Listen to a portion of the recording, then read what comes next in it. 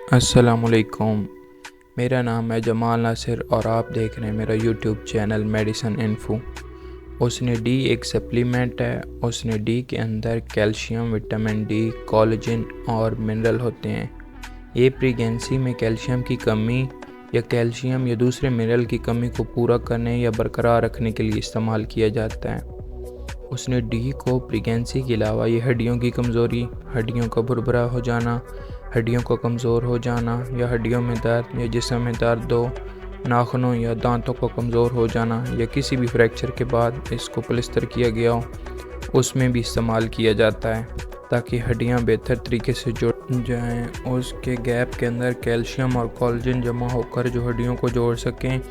ایسے لوگ جن کے اندر کیلشیم کی کمی ہوتی ہے ان میں کیلشیم کی سطح کو برقرار رکھنے کے لیے یا ان کو پورا کرنے کے لیے استعمال کیا جاتا ہے۔ حسن ڈی کا سیرپ بھی موجود ہے جو کہ بچوں کی ہڈیوں یا دانتوں کی کمزوری یا بچوں میں کریکٹ کی بیماری ہوتی ہے اس کے بچاؤ یا علاج کے لیے استعمال بھی ہوتی ہے۔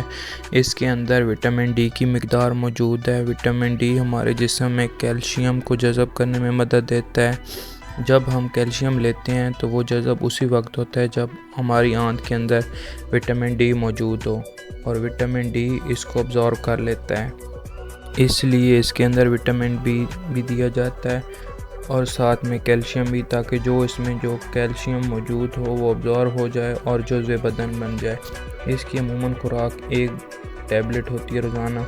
اس کو کھانے سے پہلے استعمال کرنا چاہیے، کھانے کے ساتھ یا دودھ کے ساتھ استعمال نہیں کرنا چاہیے اور کھانے سے آدھا گھنٹہ پہلے استعمال کرنا چاہیے۔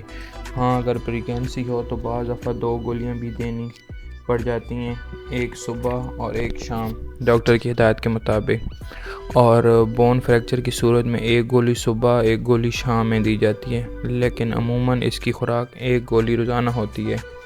اور اس کے اگر سائیڈ ایفیکٹ کی بات کریں تو اس کا سائیڈ ایفیکٹ عمومی طور پہ لوگوں کو بلوٹنگ ہوتی ہے۔ اس کی زیادہ جو سائیڈ ایفیکٹ دیکھنے میں آیا تو کافی لوگوں کو بلوٹنگ کی پریشانی کا سامنا کرنا پڑتا ہے۔